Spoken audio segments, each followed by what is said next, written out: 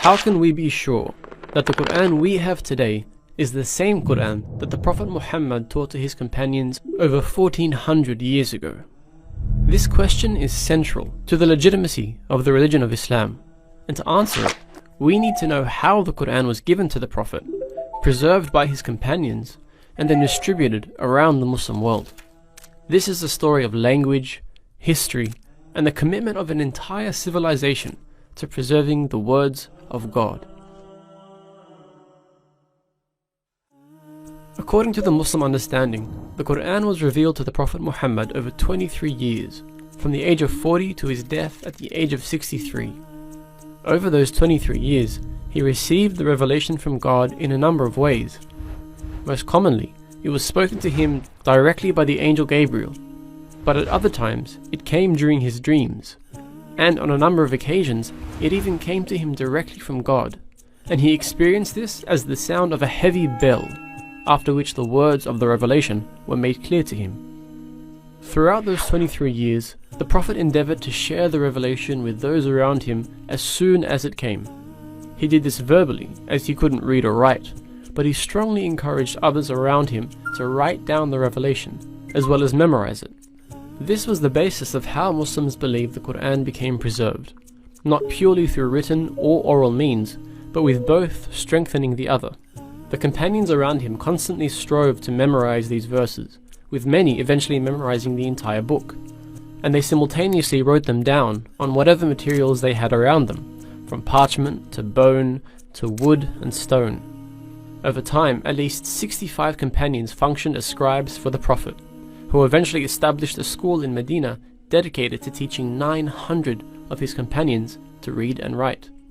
However, the dialect of the Qurayshi tribe that the Prophet spoke in wasn't the only dialect of the Arabian Peninsula, and as the religion was adopted by a growing number of tribes, they began to struggle with understanding the Quran. To overcome this, the Prophet was given permission to teach the Quran in 7 of the main dialects in the region, allowing the message to be understood more widely. But these dialects didn't really affect the written records, as they were only different when the Quran was actually vocalized. So this was the state of the Quran at the death of the Prophet. Hundreds of companions who had memorized the complete Quran in 7 official dialects, all of which were considered valid ways of reciting the Quran, as well as an incredible amount of written records that were held by the Prophet's companions throughout Medina and beyond.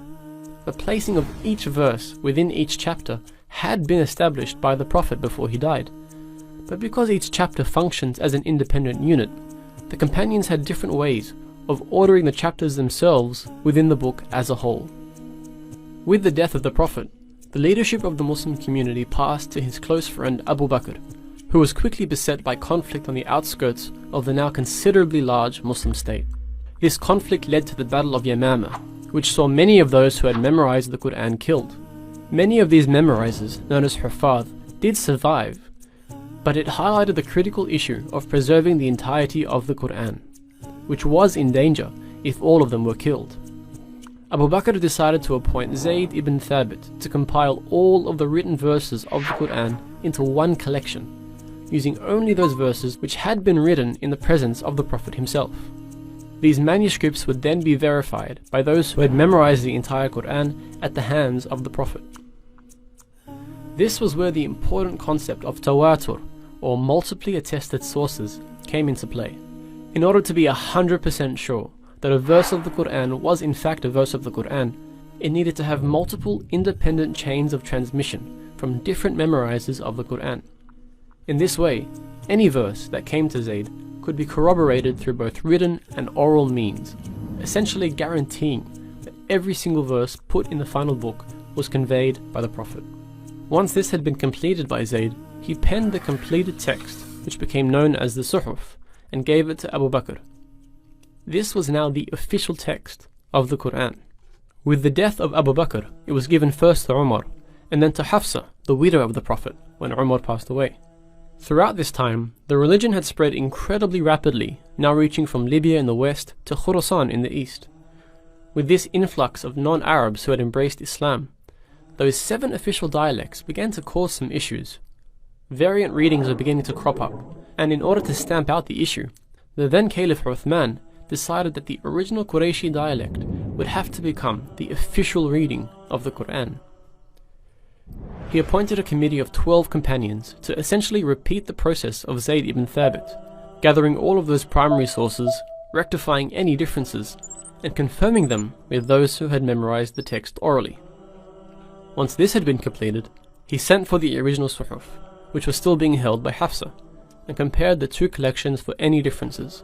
Once completed, this final copy was read out to Uthman and the companions, who all agreed upon its accuracy, and they decided to burn the original sources in order to avoid any future divergence with the text.